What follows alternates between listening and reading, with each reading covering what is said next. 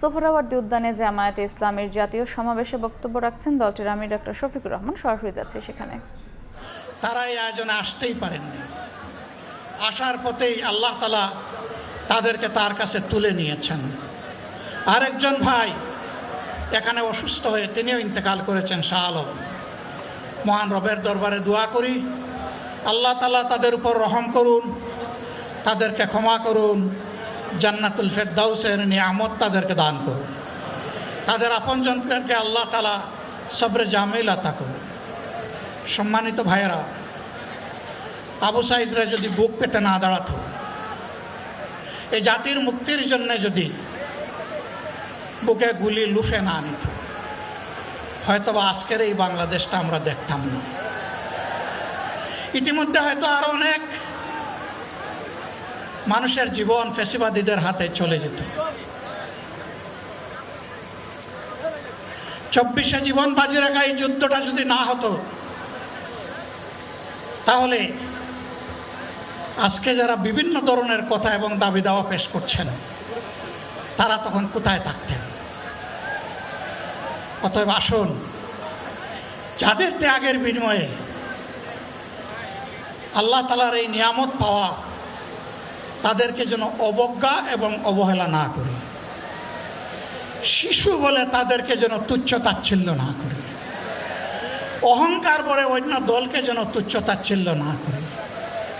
অরাজনৈতিক ভাষায় আমরা যেন কথা না বলি। যদি এইগুলো আমরা পরিহার করতে না পারি, তাহলে বুঝতে হবে যারা পারবেন না, ফ্যাসিবাদের রোগ তাদের মধ্যে নতুন করে বাসা বেঁধেছে। আমরা আশা করব আমরা এগুলা করব না, কেউ এগুলা করবে না। বরঞ্চ রাজনৈতিক শিষ্টাচার রক্ষা করে জাতীয় ঐক্যের বীজতলাটা আমরা সবাই মিলে একসাথে তৈরি করবো ইনশাআল্লাহ।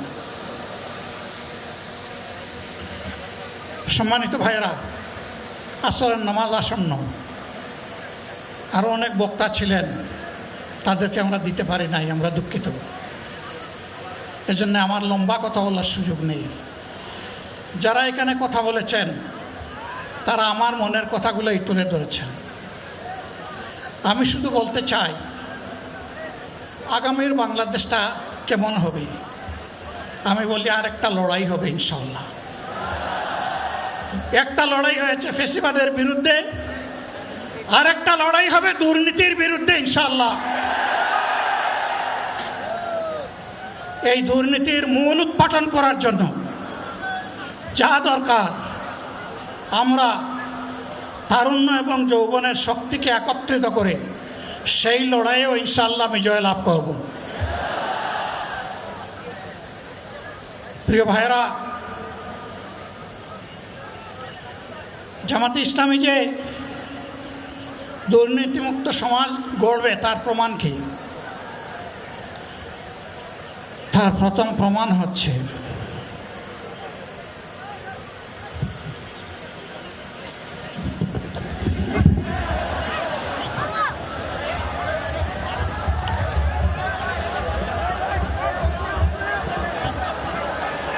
আপনারা অবস্থান করুন যার যে জায়গায়।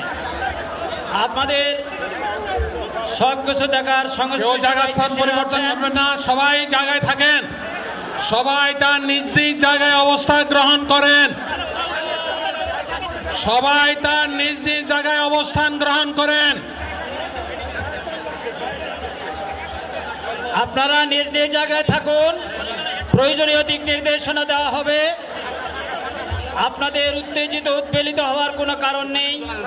মহান রাব্বুল আলামিনের একান্ত মেহেরবানিতে আমাদের প্রোগ্রাম আলহামদুলিল্লাহ, শুকরান, আলহামদুলিল্লাহ আলহামদুলিল্লাহ কাসিরান। সম্মানিত ভাইয়েরা, আপনারা সম্মানিত ভাইয়েরা, আল্লাহ রাব্বুল আলামিনের রসের মেহমানিতে ঠিকভাবে এই গরমের সদরে মাহফিল মুহতারাম আমিরে জামাত চিরাই সুস্থ হয়ে যাবেন ইনশাআল্লাহ। আমি আল্লাহ তাআলার শুকরিয়া আদায় করি, আল্লাহ তাআলার শুকরিয়া আদায় করি আবার আপনাদের সামনে দাঁড়াতে পেরেছি।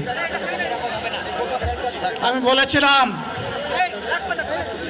দুর্নীতিমুক্ত বাংলাদেশ ইনশাআল্লাহ সবাইকে নিয়ে আমরা গড়ব। আমরা কথা দিচ্ছি, বাংলাদেশ জামাত ইসলামী যদি আল্লাহ তাআলার মেহেরবানি এবং সরকার জনগণের ভালোবাসা নিয়ে সরকার গঠন করে, তাহলে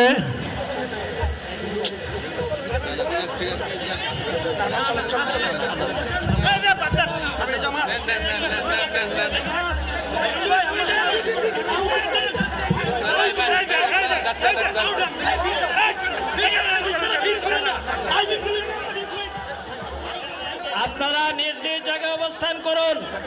আমাদের স্বেচ্ছাসেবকগণ আছেন, সংশ্লিষ্ট বিভাগের দায়িত্বশীলরা আছেন, তারা প্রয়োজনীয় ব্যবস্থা নেবেন। কারো মাইকের সামনে আসার দরকার নেই।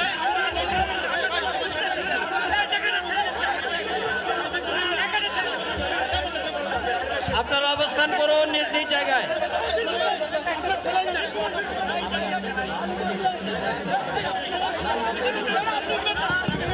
সবাই মেহরবানি করে শান্ত হয়ে বসুন, শান্ত হয়ে বসুন, শান্ত হয়ে বসুন। বক্তব্য পড়ে ফেলেন আপনি। আপনারা সকলে আমিরে জামাত একটুখানি অসুস্থ হয়েছেন গরমের কারণে হয়েছে, কিন্তু উনি বারবারই চেষ্টা করছিলেন বক্তব্য দেওয়ার জন্যে। ডাক্তাররা বলছেন ওনার আর বক্তব্য রাখা ঠিক হবে না। ওনার যে বক্তৃতা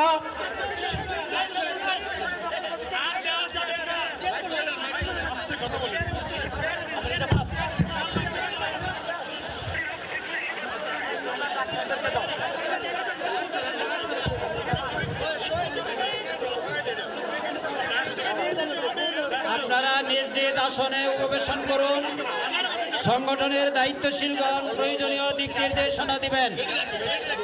আপনাদেরকে নিজ নিজ জায়গায় অবস্থান করার জন্য অনুরোধ করা হচ্ছে। দেন না এখানে। আপনাদের এই ড্রোনগুলো আলহামদুলিল্লাহ, আলহামদুলিল্লাহ। আরে আল্লাহ যত সময় হায়াত দিয়েছেন, আল্লাহ যত সময় হায়াত দিয়েছেন তত সময় মানুষের জন্য লড়াই করব ইনশাআল্লাহ। এ লড়াই বন্ধ হবে না। বাংলার মানুষের মুক্তি অর্জন হওয়া পর্যন্ত আমাদের লড়াই অব্যাহত থাকবে। বলছিলাম, জামাতে ইসলামী যদি আল্লাহর ইচ্ছা এবং জনগণের ভালোবাসায় বাংলাদেশের মানুষের সেবা করার সুযোগ পায়, তাহলে মালিক হবে না, সেবক হবে ইনশাআল্লাহ।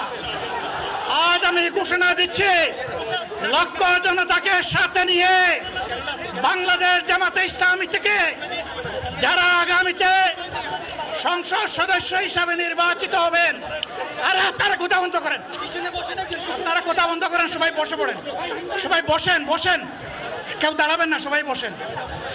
যদি আল্লাহর ইচ্ছায় জনগণের ভালোবাসায় বাংলাদেশ জামাতে ইসলামী থেকে সংসদ সদস্যরা নির্বাচিত হয়ে সরকার গঠন করেন, তাহলে কোনো এমপি, কোনো মন্ত্রী আগামীতে সরকার কিন্তু প্লট গ্রহণ করবে না।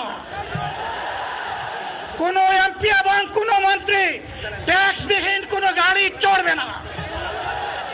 কোনো এমপি এবং কোনো মন্ত্রী তার নিজের হাতে কোনো টাকা চালাচালি করবে না।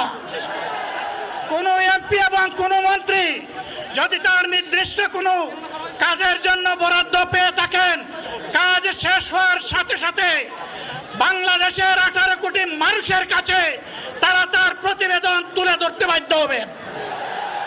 সম্মানিত বন্ধুগণ, চাঁদা আমরা নিব না, দুর্নীতি আমরা করব না, চাঁদা আমরা নিতে দেব না, দুর্নীতি আমরা সহ্য করব না।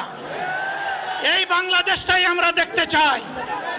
যুবকদেরকে আমরা স্পষ্ট ভাষায় বলতে চাই, বন্ধুগণ, তোমাদের সাথে আমরা আছি। আমি আজকে জামাতের আমির হিসাবে এখানে কথা বলতে আসিনি। আমি এসেছি বাংলাদেশের 18 কোটি মানুষের একজন হয়ে কথা বলতে। আমি শিশুদের বন্ধু, আমি যুবকদের ভাই, আমি বয়স্কদের সহযোদ্ধা, আমার বোনদের আমি ভাই। সুতরাং তাদের মুক্তির জন্যই আমি দায়িত্ব নিয়ে আজকে এখানে দাঁড়িয়েছিলাম।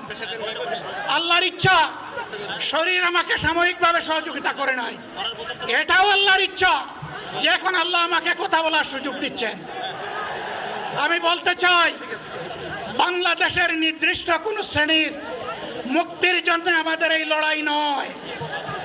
রাস্তার একজন পরিচ্ছন্নতা কর্মী, চা বাগানের একজন শ্রমিক, রক্ত পানি করা ঘাম জড়ানো আমার একজন রিক্সা চালক ভাই মাঠে ময়দানে বাংলাদেশের মানুষের মুখে যারা এক মুঠো ভাত তুলে দিতে চায়, আমার সেই কৃষক বন্ধুটি, আমি তাদের হয়ে আজকে এখানে কথা বলতে এসেছি। আমি কোনো অভিজাত শ্রেণীর হয়ে এখানে কথা বলতে আসিনি। আল্লাহ তাআলার অশেষ মেহেরবানি, আজীবন সকল রক্ত চক্ষুকে উপেক্ষা করেছি, জেল জুলুমের পরোয়া করি নাই। আমার আফসোস, 24 সালে জাতিকে মুক্তি দিতে গিয়ে যারা জীবন দিয়ে শহীদ হলো, আমি তাদের একজন হতে পারলাম না। আপনাদের কাছে দোয়া চাই, ইনসাফের ভিত্তিতে একটি দেশ গড়ে তোলার জন্য আগামীতে যে লড়াই হবে, আমার আল্লাহ যেন সেই লড়াইয়ে আমাকে একজন শহীদ হিসাবে কবুল করেন। সম্মানিত বন্ধুগণ,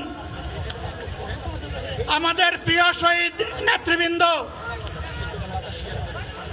2006 সালের 28 অক্টোবর থেকে শুরু করে পল্টন গণহত্যা, শাপলা গণহত্যা, সারা দেশের গণহত্যা, পিলখানার গণহত্যা, 24-এর গণহত্যা, এই গণহত্যা যারা করেছে তাদের সকলের বিচার বাংলাদেশের মাটিতে নিশ্চিত করতে হবে। এদের বিচারের দৃশ্যমান প্রক্রিয়া শুরু না করা পর্যন্ত পুরানা ব্যবস্থাপত্রে বাংলাদেশ আর চলবে না। এতগুলা মানুষ এমনি এমনি জীবন দেয় নাই, জীবন দিয়েছে জাতির মুক্তির জন্য। যদি বস্তাপতা পুরানা সবকিছুই টিকে থাকবে, তাহলে কেন তারা জীবন দিয়েছিল? যারা ওই বস্তাপচা ব্যবস্থাপনায় বাংলাদেশকে আবার করতে চান, তাদেরকে আমরা বলি, জুলাই যুদ্ধ করে যারা জীবন দিয়েছে, আগে তাদের জীবনটা ফেরত এনে দেন। যদি শক্তি থাকে ফেরত এনে দেন। আপনারা পারবেন না, যেহেতু পারবেন না, কাজেই নতুন ব্যবস্থায় নতুন বাংলাদেশ গড়ে তোলা হবে ইনশাআল্লাহ। শিশু, কিশোর, যুবক, মা, বোন, শ্রমিক, ছাত্র, জনতা, ব্যবসায়ী, সবাইকে যেই দেশ, যেই সংবিধান, যেই রাষ্ট্র নিরাপত্তা দিতে পারবে, সেই নতুন বাংলাদেশ আমরা গড়ে তুলতে চাই। ভাইয়েরা, আমাকে সবাই চাপ দিচ্ছে, কেউ বলে ভাই শেষ করেন, কেউ বলে চাচা শেষ করেন। আমি তাদেরকে নিশ্চয়তা দিয়ে বলছি, আমার মৌত আমার আল্লাহ নির্ধারিত সময় থেকে 1 সেকেন্ড আগে হবে না, এবং হায়াত যা দিয়েছেন তার 1 সেকেন্ড আগেও আমি যাব না। অতএব মহান আল্লাহর কাছে আবারও তৌফিক চাই। আপনাদের কাছে যে কষ্ট হয়েছে, আপনারা, আমি তো এখানে শান্তিতে বসাছিলাম আর চতুর্দিকে শুধু দৃষ্টি বুলাচ্ছিলাম, কি কষ্ট হচ্ছে আমার ভাইদের। প্রিয় ভাইরা, এই কষ্ট আল্লাহর জন্য। এই কষ্ট কার জন্য? ইনশাআল্লাহ আল্লাহ তাআলা আপনাদেরকে তার উপযুক্ত যা দুনিয়ায় দিবেন, আখিরাতে দিবেন। আপনাদের এই ত্যাগের বিনিময়ে নতুন বাংলাদেশ আমরা পেয়ে যাব। আসুন সেই নতুন বাংলাদেশের জন্য একবার স্লোগান দিয়ে শেষ করি, নারায়ে তাকবীর। আসসালামু আলাইকুম ওয়া রাহমাতুল্লাহ।